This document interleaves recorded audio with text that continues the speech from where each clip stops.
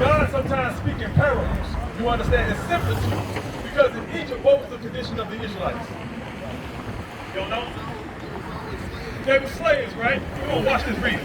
Exodus chapter 20 and verse 2.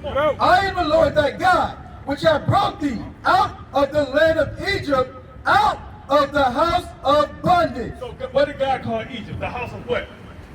Bondage, which is another name for what? A synonym for what? I ain't hear you.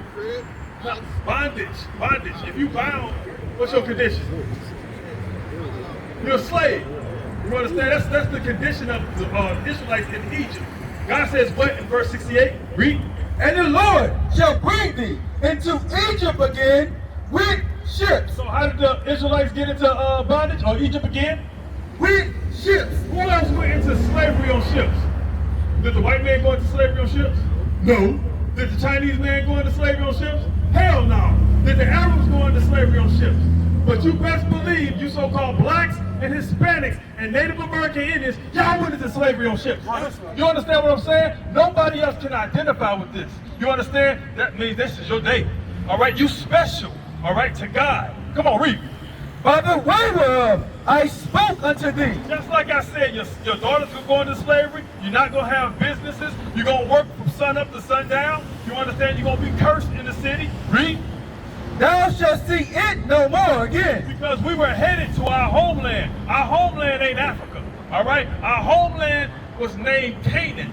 All right? After we got there, it was Jerusalem. It was Israel. All right? Without us in it, that land is still the land of Canaan. Because Jerusalem was a people before it was a place. You understand? Read it again. And thou shalt not see it no more again. And there ye shall be sold unto your enemies. So what happened to us once we got off the slave ships? Where's the picture? What happened to us when we got off the slave ships? Can you see this from here? Huh? They did whoop us. They did whoop us. But what happened when we got off the slave ships? They sold us, right?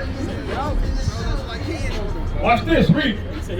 And there ye shall be sold unto your enemies. Unto your what? Enemies. You gonna be what? Sold unto your enemies. The Bible says you're gonna be sold unto your enemies. Nigga sold to Master Henry in Wisconsin. Bring it out. You understand what I'm saying? Nigga sold to Master Charles in Mississippi. You understand? This don't identify with the people that's in Israel today, that's calling themselves Israelis, but it identify with your forefathers. It identify with your foremothers. You understand what I'm saying? Read it again. And there ye shall be sold unto your enemies for bondmen and bondwomen. So it says you're going to be sold for bondmen and bondwomen. Go ahead.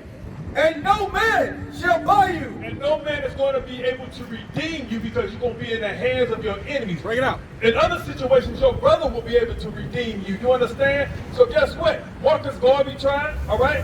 With the Garvey rights, with economics and all that, you know what I'm saying? They sabotaged his whole movement. Martin Luther King tried, all right? Malcolm X tried. You understand what I'm saying?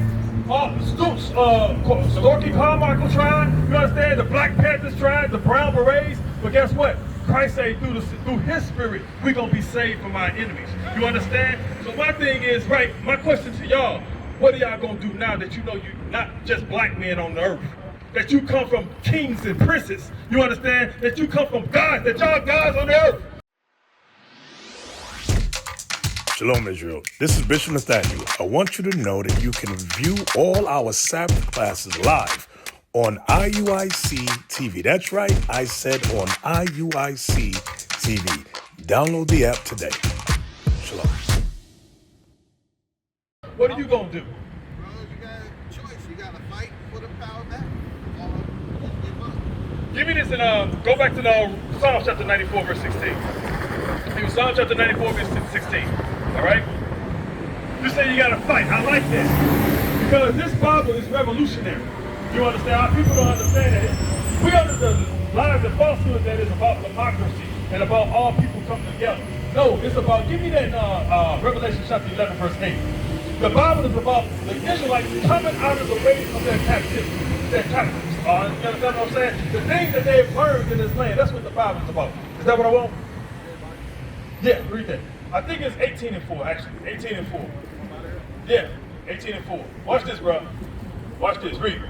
Revelations chapter 18 and verse 4. And I heard another voice from heaven saying, come out of her, my people, that you be not partakers of her sins. So in order to come out of the ways of America, you got to know what sin is. You understand? Give me sin. All right? In order for, because America teaches sin throughout the earth. They got Vegas, they call that Sin City. They legalize gay marriage. You understand? All those are sins. Watch this, read. We're going to find out what sin is. Read. The book of 1 John, chapter 3 and verse 4. Whosoever committeth sin, So the Bible says, whosoever commits sin, read.